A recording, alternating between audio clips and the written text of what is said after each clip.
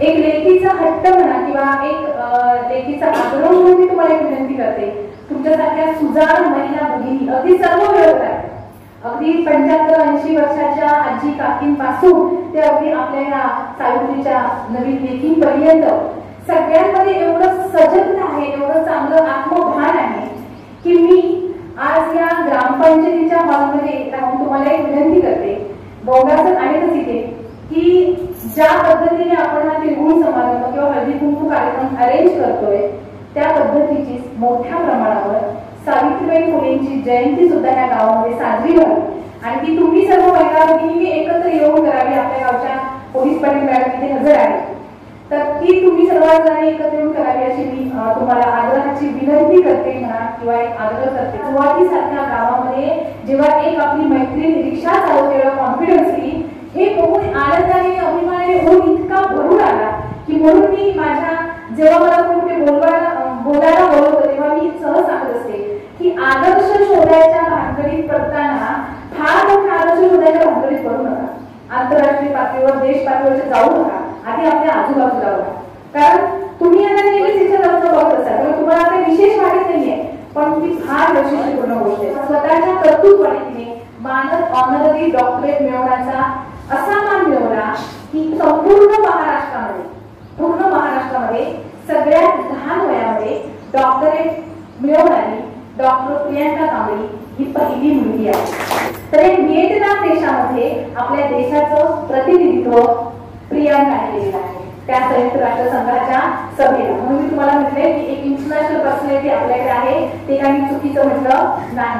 त्यासोबतच महाराष्ट्र गौरव सन्मान, India glory award, youth icon award, international icon award आणि त्यासोबत नेल्सन मंडेला युनिव्हर्सिटी तर्फे दिला जाणारा अत्यंत मानाचा असा नेल्सन मंडेला ग्लोबल पीस अवॉर्ड प्रियांकाला मिळालेला आहे. 7 म्हणजे दक्षिणेच्या राज्यांकडून दक्षिण एशियामध्ये स्त्रियांच्या कार्यासाठी उत्तुंग उल्लेखनीय कार्य करणाऱ्या व्यक्तींना दिला जाणारा आशेचा किरण म्हणजे रे ऑफ होप हा पुरस्कार प्रियांकाला नेपाळ या देशामध्ये मिळाला. नेपाळची राजधानी काठमांडू या देशामध्ये तिथल्या उपराष्ट्रपतीच्या हस्ते 2022 साली म्हणजे आता 2 वर्षापूर्वी प्रियांका नेपाळला तो पुरस्कार स्वीकारण्यासाठी गेलेली होती. म्हणजे ती कुठे सापडली तर हे सारे श्रेय सरिताताईंचं आहे, त्याचबरोबर राष्ट्र सेवा शिबिराचं आहे. लक्षात घ्या, ही सारी मंडळी आम्हाला जी सापडत आहे मिळत आहे, ही सगळी मंडळी आपल्या गावात कुठेतरी आणावी. आपल्या माता भगिनींना आपल्या बहिणींना असे ना आम्ही शाळेत दररोज शिकवतो. माझ्या अनेक मुली या ठिकाणी आलेल्या आहेत, आज शाळेत शिकतायत.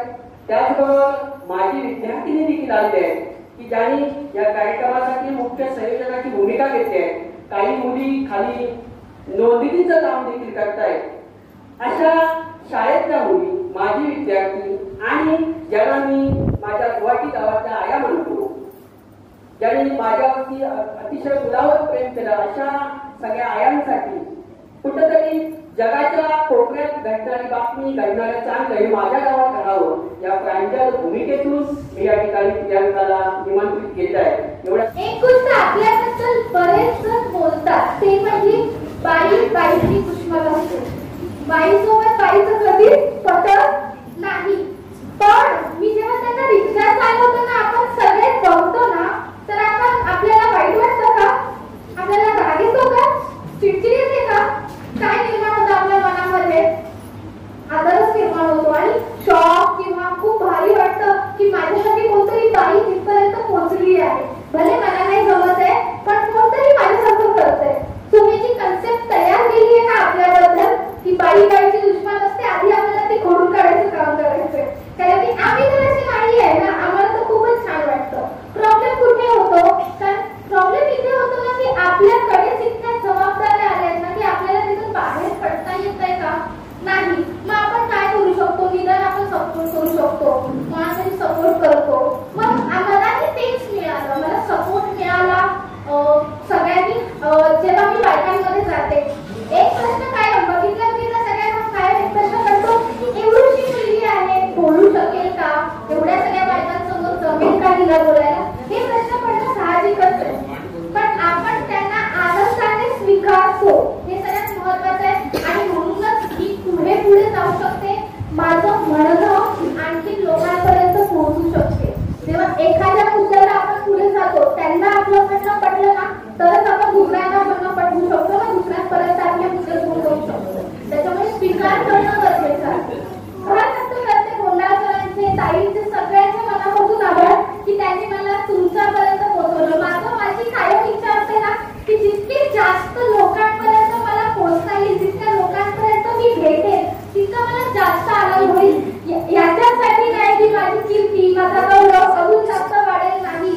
मला तुमच्याकडून खूप साऱ्या गोष्टी शिकायला मिळतात.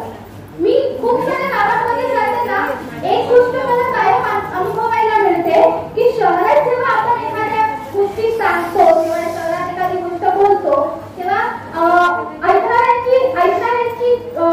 ऐकणारे वेगळ्या मानसिकतेचे असतात. आणि जेव्हा मी गावामध्ये जाते तेव्हा मी ज्या बायकांना अनुभवते ना त्यांची मानसिकता खूप वेगळी असते. ते आपल्याला लगेच स्वीकारतात. हे माझा खूप अनुभव आहे. आपण गावी राहतो, खेड्यापाड्यात राहतो, खूप विचित्र विचार आपल्या सगळ्यांनी तयार केले की खेड्यात जातात म्हणजे त्यांचे विचार हे चांगले नसतात, खूप रूढी परंपरावादी असतात. हे सगळेच विचार आपण इमॅजिन करतो ना, विचार हेच येतात गाव मुलं तिथे.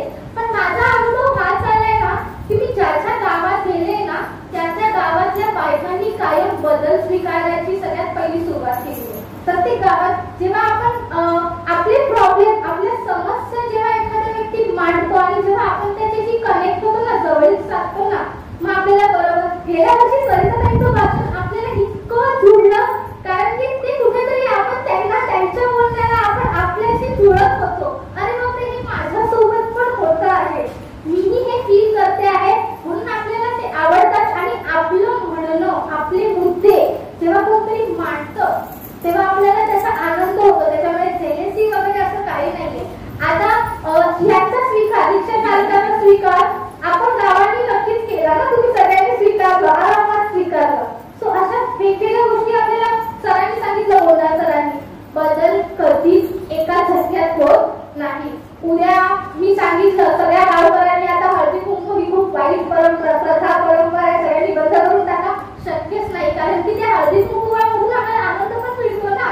रोज आम्ही बायका गोळा होत नाही का, हळदी कुंकुवाच्या निमित्ताने आम्ही एकत्र येतो, आमच्या गप्पा होतात, त्या निमित्ताने आमच्या गप्पा होतात. सो जे काही आहे त्यातूनच काय चांगलं मिळू शकतो ते आपल्याला माध्यम, हे सगळी माध्यम आहेत आणि या माध्यमातून आपल्याला काहीतरी चांगलं साध्य करणं खूप गरजेचं आहे. मी जे काही करू शकले ना ते फक्त माझ्या डिसिजन्समुळे, माझ्या निर्णयामुळे, माझ्यामुळे असं नसतं. सपोर्ट खूप करणं गरजेचं आहे. आपल्याला जे काही अनुभवलं, मी एवढी पुढे जाऊ शकली कारण माझ्या आईने विचार हा केला की बाबा मी जे काही झेललं ना ते माझ्या मुलीला नाही झेललं पाहिजे. मला हे नाही करता आलं ना ते माझ्या मुलीने करायला पाहिजे. मग आपण आपल्या मुलींसाठी थोडंसं एक पाऊल उचललं किंवा कधी कधी ते असंही होतं की ते समाजाविरोधात जाऊन होतं. अरे समाज सपोर्ट नाही करत आहे, पण त्याच्यामुळे निदान माझ्या मुलीचं काहीतरी बरं होत असेल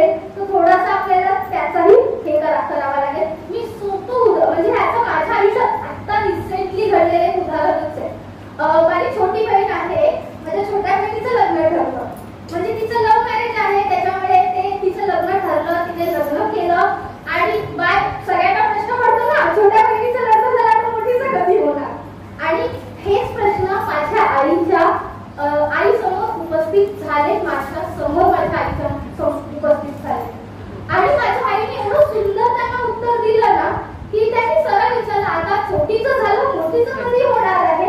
माझ्या आईचं एकच उत्तर, छोटीचं झालं ना, तिचं टेन्शन मिटलं ना, आता मोठीला तिला वाटेल तेव्हा ती करायचं, नाही वाटत तरी काही हरकत नाहीये. तुमच्या समोर प्रश्न होता ना की छोटी मोठीमुळे छोटीचं होत नाहीये, ते तर संपला ना आता प्रश्न. त्याच्यामुळे तिची मर्जी, तिला काय करायचंय. आईने दिलेल्या या सपोर्टमुळे मी आणखी काहीतरी करण्यासाठी प्रवृत्त होते. मला अजून जास्त माझ्या घरातून मला तो सपोर्ट मिळतो आहे. आता मी पुढे जायला तयार आहे, मला बळ मिळतं आहे. सो हे छोटे छोटे जरी आपण सपोर्ट आपल्या मुलांना करत राहिलं, आणि आता मला जे फ्रीडम, मला जे काही मिळतं आहे त्याच्यामुळे माझ्या मनात ना कायम एक क्वेश्चन तयार होतो की जे काही माझ्या मनात ना कायम एक तयार होतं की जे काही मला मिळालेलं आहे किंवा जे काही देतोय त्याचा योग्य वापरही केला पाहिजे. म्हणजे मला पूर्ण फ्रीडम आहे तर मी वाटतेच ते करू शकते का? नाही. मग सगळ्यामध्ये कान गळती करते, बरोबर? किंवा कोणीही मी योग्य मार्ग चुकीचा मार्ग असं काही बोलत नाही. कारण की मी जेव्हा मुलींशी बोलते ना, जेव्हा शाळेतल्या मुलींशी बोलते ना, आपण खूप मुलींना समजावतो की बाबा चुकीच्या मार्गावर जाऊ नको, बरोबर मार्गावर जा, चुकीच्या मार्गावर नको जाऊ, बरोबर मार्गावर जा. पण आमच्या समोर सगळ्यात मोठा प्रश्न असतो ना की चुकीचा मार्ग कोणता आणि बरोबर मार्ग कोणता, हा आधी आम्हाला सांगा. तोच आम्हाला कळत नाहीये. सो याच्यावर जेव्हा मी चर्चा करते तेव्हा आम्हाला बऱ्याचशा गोष्टींचा उलगडा मी करत असते. याच्यावर आपण बोलण्यासारखं माझ्याकडे खूप आहे. ओके, तर त्या विषयाला मी म्हणजे हा बेसिकली मी मासिक पाळी या विषयावर, आणि मी तुम्हाला सांगते या विषयावर मी का आली, या विषयाशी निगडीत का आली, कारण बऱ्याचशा गोष्टी माझ्या आयुष्यात घडून गेल्या, बऱ्याचशा गोष्टी घडल्या. त्यातून एक गोष्ट कळलं जे अत्याचार, आपण काय म्हणतो माहितीये, अत्याचार बऱ्याचशा बायकांसोबत होत आहे. आणि एकही म्हणजे बऱ्याचशा बायका आपण बोलायला सुद्धा मागत नाही, कारण त्याचा परिणाम आपल्या भविष्यावर, आपल्या कुटुंबावर, या सगळ्या गोष्टींवर, आपल्या मुलांवर होईल. या इच्छेने आपण काय करतो, थोडंसं चला सहन करू. या त्यांची तुम्हाला काय सांगायचं, विचारच तुमचे बदलून टाका. मी तुम्हाला एक विचारते, आता लाईट आहे ना, पूर्वी लाईट होती का? होती का? आपले पूर्ण सगळे अंधारात राहायचे ना, मग तुम्ही पण अंधारात का नाही राहताय? गॅस वापरता का? पूर्वी तर चूल वापरायची, तुम्ही गॅस का वापरताय? चूल वापरा, चुलीवर जेवण बनवा, विहिरीतून पाणी काढायचे सगळे ते पण खेचून. हे वापरायचे का? मोटर वापरायचे का? नाही. मग आपण खेचून का काढतो? खेचूनच काढा ना, मोटर का वापरतोय? म्हणजेच काय, आपण पदोपदी बदल स्वीकारतोय. प्रत्येक गोष्टीत आपल्याला जे सोयीस्कर होईल ते बदल आपण आता स्वीकारायला सुरुवात केली आहे. आपल्या नकळत आपण बदलतोय. फक्त आपल्या विचारांमध्ये आता थोडी बदल करणं गरजेचं आहे. ते जसं आपण हळूहळू आपल्या रोजच्या जगण्यात बदल करतोय ना, तसंच हळूहळू आपल्या विचारांमध्ये रोजच्या जगण्यात बदल करायचा आहे. त्यावेळेस या सगळ्या गोष्टींमुळे मला जर या गोष्टींचा त्रास होतो आहे तर कदाचित माझ्या पुढच्या पिढीला त्या गोष्टींचा तितकासा त्रास होऊ नये याचा आपण नक्कीच विचार करू शकतो. कारण ना हे जीवन आपल्याला जे मिळालंय ना ते खूप छोटंसं आहे. मी कायम गोष्ट करत असते, म्हणजे या जगण्याला अर्थ देण्यासाठी ना मी छोट्या छोट्या गोष्टी करत असते. आणि तुम्ही ऐकायला तर तुम्हाला हे काय शॉकिंग गोष्टी आहेत. मी कायम स्मशानात जाऊन बसणं शिकवते. मला स्मशानात जायला प्रचंड आवडतं. याच्या मागचं कारण काय माहिती आहे, स्मशानात जेव्हा मी जाते आणि जेव्हा बसते ना तेव्हा मला ती सरळ जळताना कळतं माझ्याकडे आयुष्य खूप कमी आहे. मला जे आयुष्य मिळालंय ना ते इतकंच आयुष्य आहे, कुठेतरी ते संपणार आहे. आणि जितकं काही मिळालंय ना त्याचा मला योग्य वापर करायचा आहे. मिळालेल्या प्रत्येक वेळेचा मला यूज करायचा आहे. हे जेव्हा मी करते ना तेव्हा माझ्या डोक्यात बदल होत आहे. सो मी तुम्हाला नाही सांगत तिथे जाऊन बसा.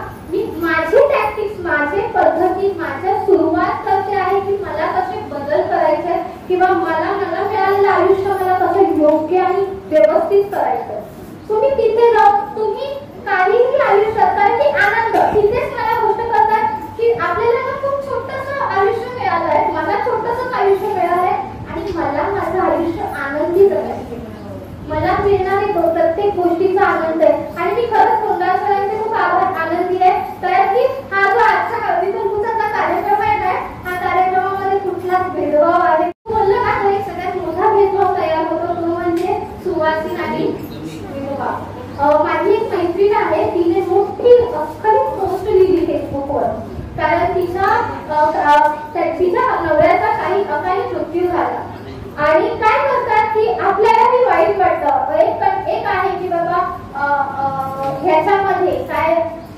कुटुंबाने आपल्याला त्यांना बोलवायचंही असं नाही, मला बोलवायचं नाहीये, आपल्याला बोलवायची इच्छा असते, पण ते आपले काय पद्धती आहे त्याच्यामुळे आपल्याला बोलवता येतं का? नाही बोलवता येत. मग आपण आपले पर्याय काय शोधतो की आठवड्याभर त्या व्यक्तीशी मी थोडासा संवाद कमी केला तर कार्यक्रम झाल्यानंतर आमचा कार्यक्रम पूर्ण होईल. पण इकडे कुठेतरी आपण दरी निर्माण करतोय. तिने सरळ बोललं की ही माझी चूक होती का, ही माझी चूक आहे का? नाही, माझी चूक नाहीये, पण मला काय मिळालं काही तिने पोस्ट लिहिली, मोठी पोस्ट लिहिली.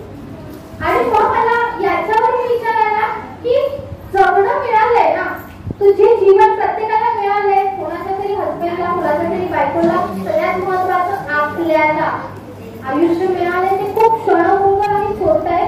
सो ते आपण कोणाच्या ऐकण्यामध्ये, कोणाच्या बोलण्यामध्ये सगळे आपण इतरांचा विचार. मी जेव्हा बायकांशी बोलताना एक गोष्ट होते, मी जेव्हा मासिक पाळीबद्दल माहिती देते बायकांना तेव्हा एक गोष्ट सांगते की आपलं जे गर्भाशय आहे, आपलं सगळं काही जे आहे ना ते आपल्या इतकं स्वतःमध्ये दडलेलं आहे, स्वतःमध्येच दडलंय ना की आपल्याला स्वतःची ओळख करून घ्यायला ना आपल्याला कोणाची मदतीची पण गरज नाही, कोणत्या वस्तूंची गरज नाही.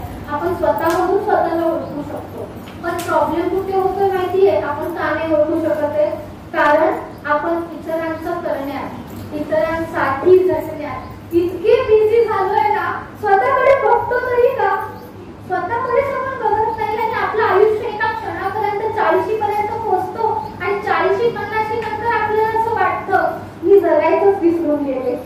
हे नक्कीच वाटतं. तुम्ही जर तुमच्या आजीला विचारलं तर हे नक्की फील करते की मी माझं जगायचं थोडंसं विसरून गेलेले आहे. मग असं नाही, जगायचं तुम्ही विसरलेले नाहीये, अजूनही आयुष्य आहे आपल्याकडे. आपलं आयुष्य आपल्याला जगू शकतो. छोट्या छोट्या गोष्टीतून आनंद कसा मिळतो. आता मी सकाळी एक पुस्तक घेतलं, ज्योतिबा फुलेचं पुस्तक घेतलं आणि मला सरांच्या घरी जे शोधत मोहीम बोलतो ना, आपण जेव्हा खूप चांगल्या गोष्टी करत असतो आपल्याला ते आपोआप मिळत जातं. एखादी गोष्ट आपण ठरवली, मनापासून ठरवली मला ही करायचीच आहे, ती नकळत आपल्यापर्यंत येते. मला ज्योतिबा फुलेचं पुस्तक पाहिजे होतं आणि ते हरितकेंनी लिहिलेलं पाहिजे होतं आणि ते मला गोंडाळ सरांच्या घरी मिळालं. मी घेतलं वाचायला आणि मला त्या व्यक्तीचा एवढा आधीपासूनच आहे, पण मला थोडंसं दुःख झालं की त्यांच्याबद्दल मी जास्त वाचन नाही केलं. आणि जेव्हा त्यांच्या गोष्टी की त्या काळात सावित्रीबाई फुलेंनी कित्येक गोष्टी झेलल्या होत्या, बरोबर? कारण आता त्यांनी स्वतःचं अस्तित्व निर्माण केलं. आपलं स्वतःचं एक अस्तित्व निर्माण होणं खूप जास्त गरजेचं आहे. कोणाच्या असल्याने किंवा नसल्याने आपलं आयुष्य थांबणार आहे का? नाही. पण आपण जी तुकडी तयार केली याचा चांगला परिणाम काय होतोय? आपण हा सगळ्यात मोठा बदल स्वीकारला. पूर्वी काय होतं, एक लग्न झालेली आणि विधवा स्त्री याच्यामध्ये अंतर आपल्याला पटकन कळून यायचं ना की या हिचा नवरा हयात आहे, हिचा नवरा हयात नाहीये. याचा दुष्परिणाम इतका व्हायचा ना आपल्या.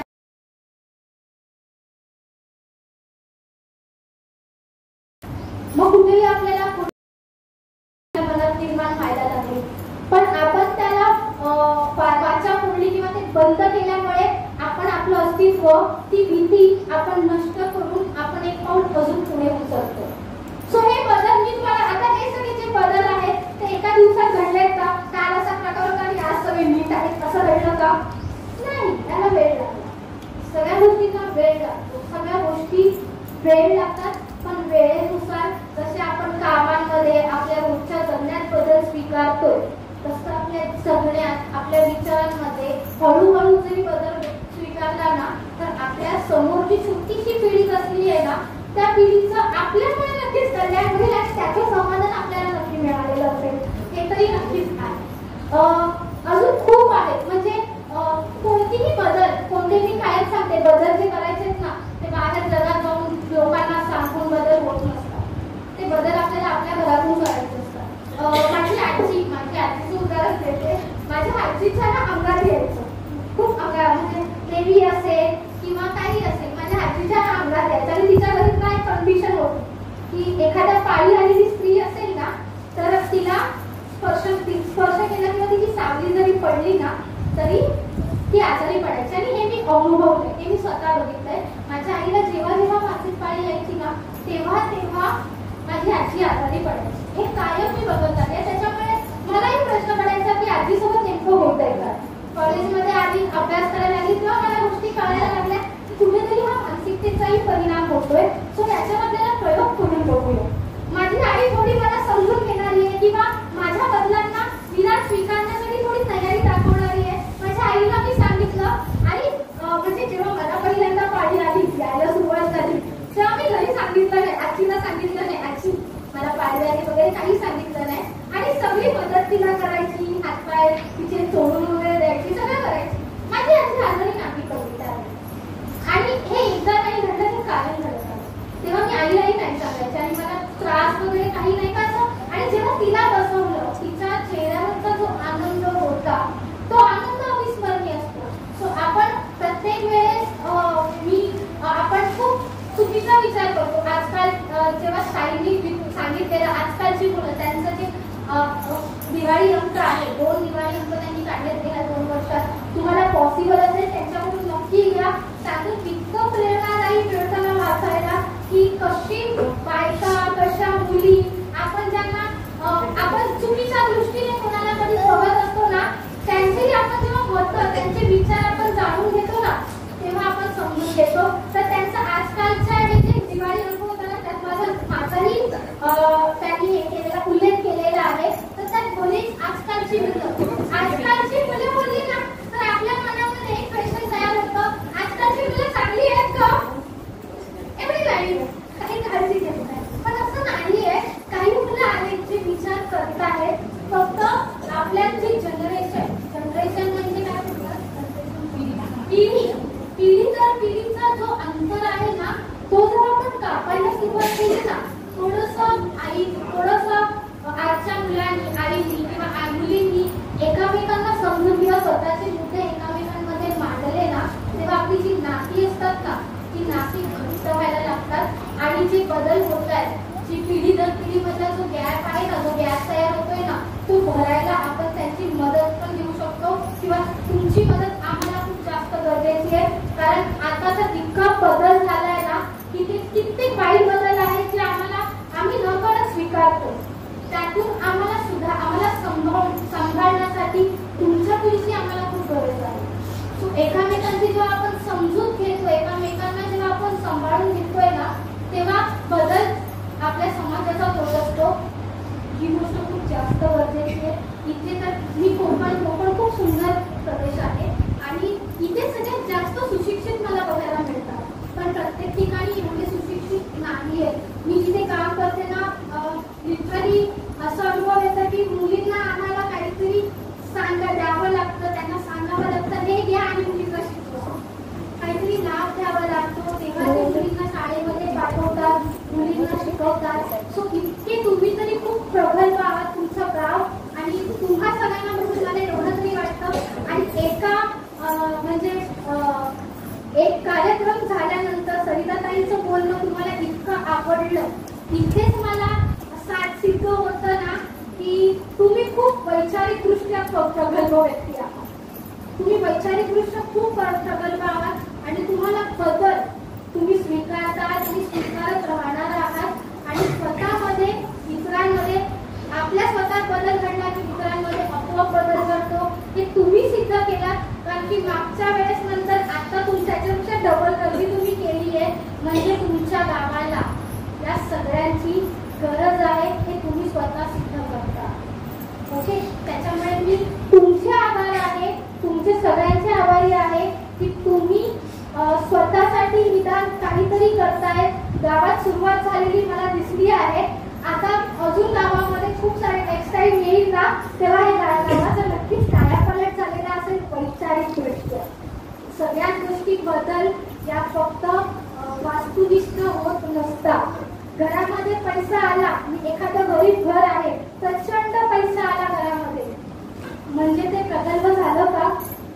त्या घरामध्ये शिक्षण किती आलं, किती बायका शिकल्या, याच्यावर त्या घराची प्रगती आपण बघू शकतो. आणि तिथे थोडासा तुम्ही असं म्हटला की मला भीती वाटत होती की हॉल भरेल की नाही, पण मला विश्वास होता की हा हॉल भरणार आहे.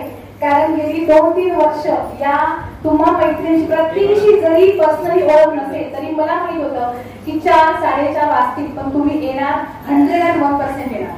कारण फाजील बोललीस पण खरं बोललीस. त्यानंतर कुठचा देव आणि कुठला धर्म, तुम्ही आता जे बोलला तोच खरा धर्म, अशी वाक्य ऐकवणाऱ्या आया भगिनी तुम्हीच होता. जे मोठ्या मोठ्या शहरामध्ये खूप खूप शिकलेल्या, स्वतःला हाय प्रोफाईल समजणाऱ्या आणि स्वतःला खूप काही समजतं अशा आविर्भावात असणाऱ्या अनेक मैत्रिणींच्या तोंडून आजही ऐकू येत नाही ती 2 वाक्य मला इथे या जुवाटी सारख्या छोट्याशा गावामध्ये थोड्याफार शिकलेल्या आया भगिनींकडून ऐकता आली. मग यापेक्षा विश्वास आणखी कुठला ठेवायचा तुमच्यावर? त्यामुळे मला माहित होतं की तुम्ही येणार, 100% येणार. काहीतरी घटना घडली त्याच्यामुळे थोडीशी गर्दी कमी असेल, पण तरी जर तुम्ही सगळ्यांनी एवढ्या विश्वासाने आला, खूपच आनंद झालाय. की प्रियांकाला जे मी सांगत होते याच्या आधी की जे इथे येण्यापूर्वी ते सारखं झाल्याची पावती तुला आता नक्कीच इथे मिळाली आहे. प्रियांकासारखी मुलगी ती स्वतःशी जास्त बोलली नाही, जरी मी तिची ओळख करून दिली तरी सुद्धा ज्या संघर्षातून ती पुढे आलेली आहे, आज तिला ऐकायला इथे मिळणं हे खरंच एक खूप मोठी संधी आहे म्हणा आपल्यासाठी. की आपल्या विचारांना, विशेषतः माझ्या छोट्या विद्यार्थिनी आहेत, मैत्रिणी छोट्या, त्यांच्यासाठी आयडॉल आहे डॉक्टर प्रियांका कांबळे. तुम्ही तिचा नंबर घेऊन ठेवा, तिच्याशी संवाद साधा, तिची मुलाखत घ्या. एखाद्या दिवशी आता महिला दिन जवळ येतोय, त्या दिवशी एखादी मुलाखत घ्या. सावित्रीबाई फुले जयंती असते, त्या दिवशी तुम्ही एखादी मुलाखत घ्या. आणि हा जो बदलाचा एक छोटासा बीज गोंडासरांनी या जुवाटीच्या भूमीमध्ये पेरलंय, ते वाढलंय, ते आता हळूहळू बहरत जाईल. आणि ते बहरण्याची, त्याला पुढं फळं येण्याची जबाबदारी मात्र तुमची आहे. त्याची जोपासना करण्याची जबाबदारी तुमची आहे. मगाशी प्रास्ताविकामध्ये बोलताना मी बहिणीची आठवण काढली होती आणि तेव्हा तुम्ही सरपंच होता जेव्हा 2 वर्षापूर्वी आले होते. माझ्या आत्या सुद्धा आता इथे आलेली आहेत. मगापासून माझी नजर तुला शोधत होती, तर छान वाटलं तुला इथे बघून. मी मगाशी एक निवेदन केलं होतं की सावित्रीबाई फुले यांची जयंती ग्रामपंचायतीमध्ये मोठ्या प्रमाणात साजरी व्हावी, ज्याप्रमाणे आपण हळदी कुंकू साजरा करतो. कारण मी नेहमी बघते की एखादा धार्मिक कार्यक्रम असेल ना, धार्मिक कार्यक्रम असेल तर अलोट गर्दी जमते. बरोबर की चूक? मी ते चूक म्हणत नाहीये. आपली श्रद्धा असते एखाद्या गोष्टीवर, त्या निमित्ताने आपण एकत्र येतो, त्या निमित्ताने जीवाभावाच्या गप्पा होतात, हे सगळं बरोबर. पण जेव्हा अशा प्रकारचा वैचारिक कार्यक्रम, व्याख्यानाचा कार्यक्रम, परिवर्तनाचा कार्यक्रम असतो ना, तेव्हा मात्र हाताच्या बोटावर मोजणारी माणसं तिथे उपस्थित असतात. पण बोटाचं तुम्ही गृहीतक चुकीचं ठरवलं की हळदी कुंकाच्या कार्यक्रमामध्ये सुद्धा परिवर्तनाचं व्याख्यान ऐकण्यासाठी तेवढ्याच संख्येने आया भगिनी आल्या जेवढ्या संख्येने धार्मिक कार्यक्रमांना जमा होतात. मग मला हे तुम्हाला सांगण्यामागे माझा हा उद्देश होता. सावित्रीबाई फुलेंची जयंती साजरी करा. सावित्री फुले तर सगळ्यांना माहित आहे. सावित्रीबाई फुले सगळ्यांना माहित आहे. आवाज नाही आला. व्हेरी सावित्रीबाई फुले सगळ्यांना माहित आहे आणि माहित असायलाच हवं. जर तुमच्यापैकी एखाद दुसऱ्याने नाही म्हटलं असतं तर मला वाटतं तेवढा मोठा अपमान स्त्री म्हणून आपला स्वतःचा सगळ्यात मोठा अपमान झाला असता. बरोबर आहे ना? कारण खूप जबाबदारीने मी एक वाक्य इथे बोलतेय, खूप जबाबदारीने. कुठलाही धर्म असू दे, हिंदू, मुस्लिम, ख्रिश्चन, जगाच्या पाठीवरचा कुठलाही धर्म घ्या, कुठल्याही धर्माने आम्हा स्त्रियांना माणूस म्हणून न्याय दिला नाही. माझं वाक्य लक्षात ठेवा. माणूस म्हणून न्याय दिला नाही. तुम्ही कोणाची तरी मुलगी आहात, तुम्ही कोणाची बायको आहात, तुम्ही कोणाची तरी आई आहात, तुम्ही कोणाची तरी आजी आहात, हीच तुमची ओळख. एक स्वतंत्र व्यक्तिमत्व म्हणून तुमची ओळख कुठल्याही धर्माने दिली नाही. कुठल्याही धर्मग्रंथामध्ये स्त्रीच्या बाजूने एकही वाक्य नाही. ज्या धर्मग्रंथांची आपण पूजा करतो, ज्या धर्मग्रंथांच्या पारायण करून त्यांची त्या पद्धतीची व्याख्यानं ऐकून त्या पद्धतीची कीर्तनं आपण ऐकतोय, त्याच्यामध्ये स्त्रीच्या बाजूने एकही वाक्य नाही. माझ्या अभ्यासानुसार, माझ्या अपेक्षा जास्त अभ्यास कोणाचे असू शकतो आणि असेल तर मला नक्कीच तो दाखला द्यावा. पण धर्माने सांगितलंय स्त्रीने हे केलं तर ते पाप आहे, स्त्रीने तमुक केलं तर ते पाप आहे, स्त्रीने घराबाहेर पाऊल टाकलं तर ते पाप आहे, स्त्रीने शिक्षण घेतलं तर ते पाप आहे. एक काळ असा होता आपल्या देशामध्ये की मुलींचं लग्न मासिक पाळी आल्यानंतर झालं तर ते सुद्धा काय होतं? पाप होतं. मासिक पाळी आल्यानंतर जर त्या मुलीचं बालविवाह माहित आहे ना तुम्हाला? अजूनही आपल्या आजी पण सांगते माझं लग्न 5 झाला, माझं लग्न 10 वर्षाचं असताना झालं, ऐकलं की नाही? मग मासिक पाळी याच्याने मुलीचं लग्न झालं तर ते पाप होतं, बरोबर आहे? मग आपल्या देशामध्ये ना अशी अनेक पापी माणसं जन्मली ज्यांनी या सगळ्या समजुती खोडून काढल्या. आणि लक्षात, त्यावेळीच्या समाजाने त्यांना पापी म्हटलं. धर्मबाह्य गोष्टी करणारी ही माणसं ही पापी माणसं होती त्यावेळेच्या समाजाच्या दृष्टीने. पण आज मात्र त्याच माणसांमुळे डॉक्टर प्रियंका कांबळे आज इथे आहे. तिने जे काही नाव कमवले ते त्या माणसांमुळे कमवलंय. आज मी इथे अगदी आत्मविश्वासाने उभी राहून तुमच्या समोर बोलते की त्या पापी माणसांमुळे बोलते. आणि आज इथे उपस्थित तुम्ही सर्व आया बाया भगिनी मुली सगळ्या जरी इथे या ग्रामपंचायत हॉलमध्ये स्वतःच्या मनाने इथे उपस्थित आहात त्या सुद्धा फक्त त्या पापी माणसांमुळेच आहात. मी त्यांना पापी का म्हटलं? कारण धर्माने जे सांगितलं ते बदलते नियम बदलण्याचा प्रयत्न त्यांनी केला आणि त्यावेळेच्या समाजाला पापी समजलं. त्यातल्या एक प्रमुख व्यक्ती म्हणजे कोण होत्या? सावित्रीबाई फुले होत्या. म्हणजे 250 वर्षापूर्वी ज्या समाजाने त्यांना पापी समजलं, आज जर मी तुम्हाला सांगितलं मुलींना शाळेत पाठवू नका, धर्माला मान्य नाहीये, माझ्यासोबत किती जणी उभ्या आहात की मला गावातून हाकून द्यायला द्या की नाही? म्हणजे एक काळ असा होता आपल्या समाजामध्ये की जिथे मुलींनी शिकणं, स्त्रियांनी शिकणं हे काय समजायचं? पाप समजायचं. आणि ते भलं मोठं पाप क्रांतीसूर्य ज्योतिराव फुले आणि क्रांतीसूर्य सावित्रीबाई फुले यांनी केलं. आणि त्या पापांच्या ते पाप त्यांनी केलं म्हणून आज आपण एवढे पुण्यवान झालोय, मोठी कामं करू. मी माझ्या खाती अनेक पुण्य जमा आहे की मी गुवाहाटीमध्ये जाते आणि माझ्या माता बहिणीशी संवाद साधते. हे पुण्य माझ्यावर जमा झालं. ते कर्तृत्व कोणाचं होतं? सावित्रीबाई फुलेंचं. ते जगावेगळं पाऊल जर त्यांनी टाकलं नसतं तर आज तुम्ही, आम्ही, माझ्या लेकी, माझ्या आया बहिणी कुणी चार भिंतीच्या बाहेर पडू शकल्या नसत्या, शिक्षण घेऊ शकल्या नसत्या. आणि म्हणून सर्वप्रथम स्मरण जर आपण कोणाचं केलं पाहिजे, सर्वात पहिला देव जर आपण कोणाला मानलं पाहिजे तर ते सावित्रीबाई फुलेंना, विशेषतः स्त्रियांनी तरी ज्यांनी शिक्षण घेतलंय. आता तुमच्या गावातील अनेक उदाहरणं आहेत की ज्या मुली आज पुण्या मुंबई सारख्या मोठ्या शहरामध्ये जाऊन शिकतायत. अगदी खेडेगावामध्ये सर्वसाधारण परिस्थितीमधल्या मुली, जेव्हा मी पुण्यात जाते तिथे मला जेव्हा भेटायला येतात साक्षीसारखी मुलगी किंवा जेव्हा सारखी मुलगी PhD करते एखाद्या मोठ्या कृषी विद्यापीठामध्ये, किती अभिमानाची गोष्ट असते. आणि हे सगळं कोणामुळे साध्य झालेलं अशी अनेक तुमच्यामध्ये असतील. मला त्यांची नावं माहित नाही, त्यांची मी फक्त नावं घेतली आहेत. मग अशा अनेकींना बळ देणारी सावित्रीबाई आपली माय माऊली होती. तिचं स्मरण करा आणि पुढच्या वर्षीपासून नक्कीच हा उपक्रम इथे गुवाहाटी सारख्या गावामध्ये, कारण हा एवढा मोठ्या विचारांचा जागर जर तुम्ही करत असाल तर नक्कीच सावित्रीच्या विचारांचा जागर ह्या गावामध्ये होण्यास काहीच हरकत नाही अशी हक्काने तुम्हाला एक विनंती करते. यानंतरच्या कार्यक्रमासाठी आपण सगळे उत्सुक आहातच. इतक्या सुंदर कार्यक्रमासाठी मला इथे बोलवलं त्याबद्दल मी सर्वप्रथम बोलणार सरांचे आभार मानते, आयोजकांचे. त्यासोबतच डॉक्टर प्रियंका कांबळे, तुम्ही आता ऐकलाच की काल पुण्यामध्ये होती, आज इथे आहे, उद्या ती धुळ्याला पोहोचणार आहे. तिचं सगळं कर्तृत्व तुम्ही ऐकलंय. ती 22 तारीखपर्यंत अशी पायाला भिंगी लावल्यासाठी फिरणार आणि मग आपल्या घरी पोहोचणार आहे. आणि एवढ्या बिझी शेड्यूल मधून सुद्धा तिने वेळ काढून प्रियंका इथे आली आहे. प्रियंकाचा मित्र आकाश साताऱ्याचा, आकाश जगदाळे, तो सुद्धा तिच्यासोबत आला. प्रियंका आणि आकाश तुमचे दोघांचे मनापासून आभार. आमच्यासोबत नेहमीच असणारे, ज्यांना आम्ही आमच्या पालकाचा दर्जा निर्विवादपणे दिलेला आहे, असे वात्सल्य म्हणजे ओळी डॉक्टर महेंद्र मोहन सर आणि आमच्या आशाताई गुजर, अगदी ते सोबत आहेत. म्हणजे आता आपल्याला कसंही लहान मुलासारखं वागायला हरकत नाही अशा पद्धतीचे पालकत्व ज्यांनी आमचं स्वीकारले त्यांचे सुद्धा इथे मनापासून आभार. त्यांची मिष्टी आली आहे. इथे व्यासपीठावर उपस्थित असणाऱ्या माझ्या सर्व आया यांचं आभार.